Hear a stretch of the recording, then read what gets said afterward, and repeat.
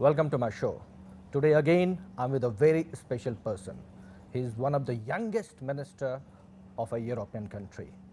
Yes, I'm talking about Energy, Tourism and Economy Minister of Bulgaria, Mr. Delian Dobrev. Mr. Dobrev, welcome to India.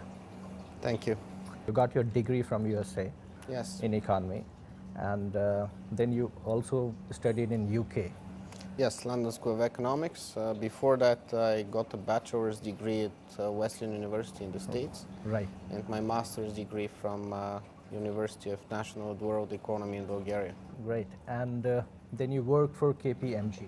Yes, I worked for KPMG in Toronto in Canada. What attracted you to go back to Bulgaria? Well, I decided to go back to Bulgaria in 2002 because I thought that if I stay in the States or in Canada for 5-10 years, then it is very difficult to come back because in 5-10 years you're married, you have 1 or 2 kids, you have a nice job, you have you have taken a mortgage and bought a house, so it is very difficult to go back. So I decided to go back to Bulgaria and try to live in Bulgaria and change things. And it happened. I went back in 2002 and I'm still in Bulgaria. And now I'm even a minister. And you're liking your job? I like my job. When I came to Bulgaria, first I started working for the administration, regional administration of South Central Bulgaria. And then I had my own consulting company. I was also executive director of one company that was dealing with real estate and publicly traded on the stock exchange.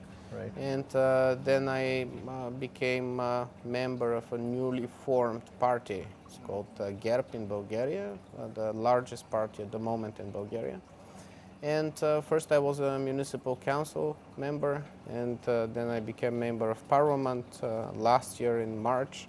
Last year in May I became a deputy minister, and this year in March I was elected as minister. Right. Before going further, it's time to watch a special film on Bulgaria.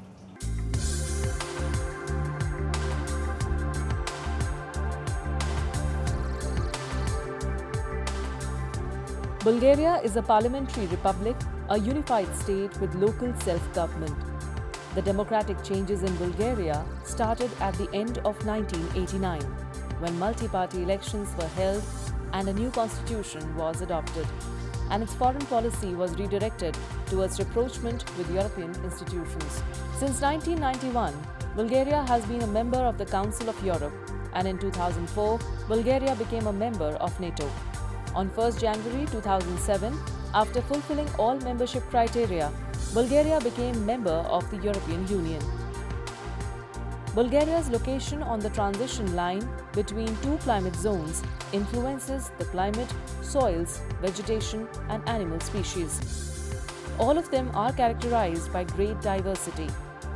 The natural landscape of Bulgaria is diverse, consisting of lowlands, plains, foothills and plateaus, river valleys, basins and mountains of varying elevations. About 70% of the country's territory is hilly land and 30% is mountainous. The total length of Bulgaria's borders is 2,245 km. Of these borders, 1,181 km are on land, 686 km are on rivers, and 378 km are on the sea. Bulgaria borders to the north with Romania, to the east with the Black Sea, to the south with Turkey and Greece, and to the west with Macedonia and Serbia. Bulgaria is located in the temperate continental latitudes, and its climate is favorable for the development of various types of tourism. The small territorial range of Bulgaria and its close proximity to the Danube River and the Black Sea, together with the location of the Balkan Mountains and its proximity to the Aegean Sea, are preconditions for short river arteries and small river systems. Bulgaria's natural lakes are concentrated along the Black Sea coast and the Danube, and in the alpine regions of the Rila and Pyrenean ranges. Bulgaria is the second most biologically diverse nation in Europe. There are more than 12,360 plant species, 3,700 of which are higher species. Of these, 763 are included in the Red Book of Bulgaria, which lists rare or endangered species. Bulgaria has an open market economy with a developed private sector and a limited number of state enterprises. The Bulgarian economy is characterized by economic, political and financial stability. Bulgaria is one of the 3 countries in the European Union that has not changed tax rates as a result of the financial crisis.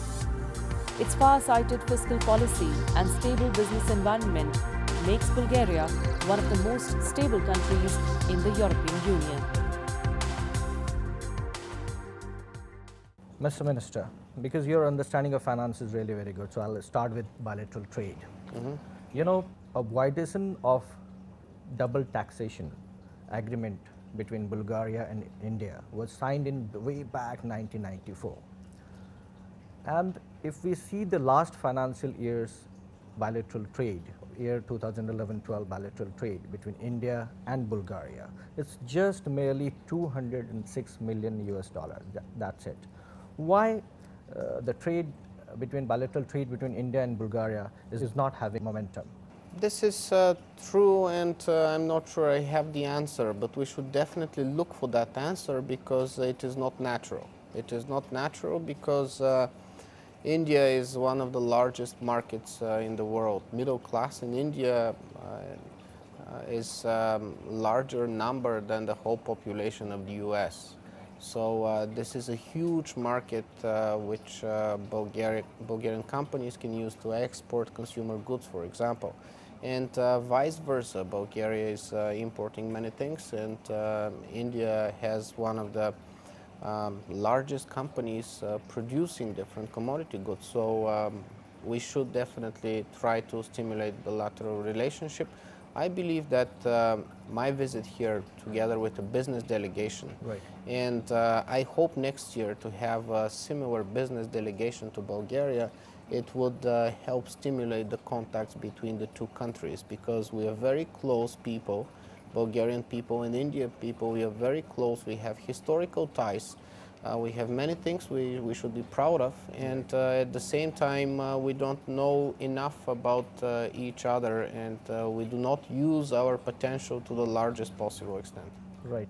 In last 2-3 days you have met at least 6 ministers in India. What was the agenda?